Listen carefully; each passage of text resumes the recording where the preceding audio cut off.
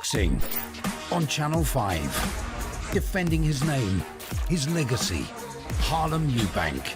Battling his way up the super lightweight rankings. Can he remain undefeated? Big Fight Live. Eubank versus Uruzquieta. Friday at 10 on Channel 5. This is Joe Pugh for IFL TV, proudly sponsored by Everlast. Delighted to be joined here at the Canary Riverside Plaza after his media duties. GALAL YAFAI, how are you, my friend? Yeah, not too bad. Yourself? Yeah, all good, thank you. Press conference done today. A massive, massive event this. Anthony Joshua versus Jermaine Franklin.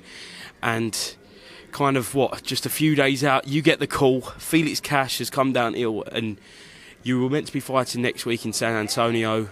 And the news has broke that you're still going to be fighting, but a week earlier at a huge show, London, packed out, O2 Arena. It's probably better for you. Yeah, it's better for me. Obviously, everyone's different, and I got told yesterday, so some fighters probably would have said, "Nah, you know what? I'll keep it to the original plan and fight next week." But for me, it works. I'd rather fight in the UK. Make him come over instead. Yeah, that was spoken about in the press conference, wasn't it? You haven't really fought over in the UK since your debut. It's great to get exposure all over the world. We know with DAZN, it's kind of the global platform. You've fought at Madison Square Gardens, you've fought at Abu Dhabi, so you're building that global name, but it's still important to you to have that kind of British home crowd because you've represented Team GB at the highest level. You've won gold, so it'd be kind of unjust to you to just go worldwide. Yeah, definitely, and I've said it before. Winning Olympic gold for Team GB and for Great Britain, it only makes sense if I fight here as well. I ain't fought here since my debut, and then I fought in New York, which is great. Abu Dhabi, another great time I had. But I want to fight in the UK, man, and London is a great place. The O2's a great arena as well, so nothing better than fighting with home comforts. It doesn't get much bigger than an Anthony Joshua fight night, especially his return to the O2. So a really good chance for a lot of people who might not have seen you. They might have heard the name, they might have seen you in the Olympics, but to get this fight on this platform. Yeah, it's big. I've never fought on an AJ card. My brothers have, and I've been to the events, and they've been great. But now I get to fight on one. Even better being in the UK on a big card. It's worked out better for me. Let's talk about your opponent, Kaleros. He's a very, very seasoned pro. I think pushing 50 fights now, just about that. So it's been highly documented about you going in the deep end. We know you've suffered adversity in your last fight, which we'll come on to. But how important is it for you to go in with these seasoned athletes who have been in the pros for so many years and hold your own with them in order to move on to that world level? Yeah, it helps me. It's showing the way I'm going. People can give you stick and say he's not that good or he's old or whatnot, but they come to fight, these Mexicans, man. They come to fight and they're experienced. People seem to have had 3 fights. Some fighting guys who are veterans in this sport, and they're good as well. They come to win. So I've got to be on my A game. Hopefully I get the win. I look good and just gain more experience, really. How much more experience would you like ideally until we do move to those top titles and those top names?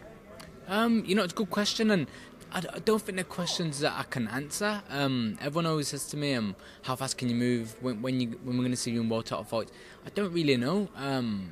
It depends how well I look. Like I said in my last fight, sometimes you can look good and everyone can say, yeah, brilliant, he's ready for world titles, or I can look terrible like I did in my last fight, and people think you're not good anymore, so see you Saturday.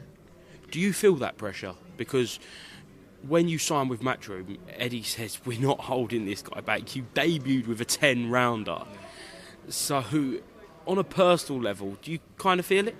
Nah, not really. I know a lot of fighters will say, nah, I don't feel pressure, but I'm okay, to be fair. You know what it is? I don't live in this fantasy boxing mode all the time. I mean, I just train, I fight, and that's it. I don't live in this mad world that a lot of boxers live in. I literally box, train, and that's it.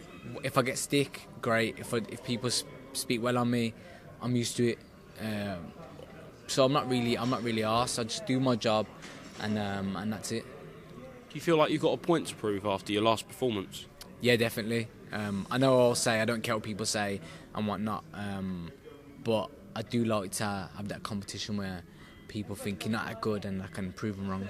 And it probably plays on your mind, like it matters to you how you perform. Oh yeah, that's the first thing. We all want to look good and perform, and it's nice when people speak good about you. And I had that after Olympics for ages. Like I said, everyone was blowing smoke up your arse. It's brilliant. And then when people criticise you, it's like, oh, fucking, I don't like that. But I don't mind it because it keeps me on my toes. You know, if everything's going all plain sailing, lovely and brilliant, and everyone speaks well, and maybe you can take your eye off the ball. Do you know what I mean? And it's got me on it now, just as much as it was before, and I've just got to just stay on it and just make sure I enjoy it as well. Just want to ask you how your brother is. He suffered quite a heavy defeat last time out. It wasn't really nice to see, I'll be honest, but how is he coping, and do you think we will see him in the ring again?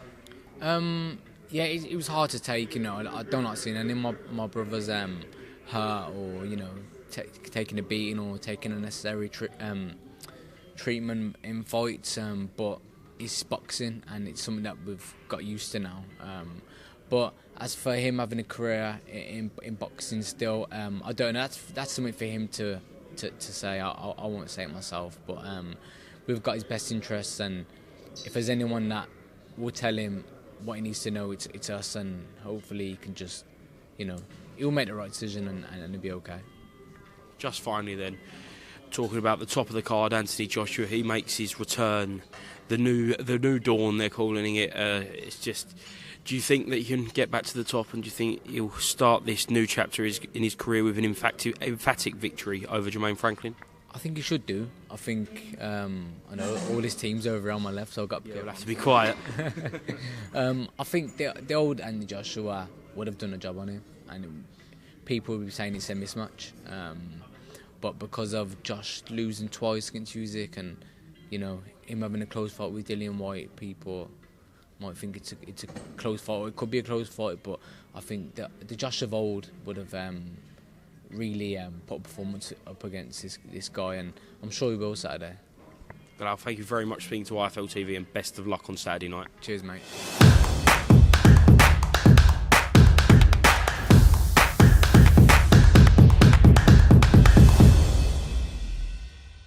Refuse to not be first. Do we do enough? Well, I never shut up about it. Must have been about 16, 17. We nicked their guilt rings. Right, the bouncer's guilt ring. This is no good for me. That's the reality. If you want the honest truth, and I see it every day,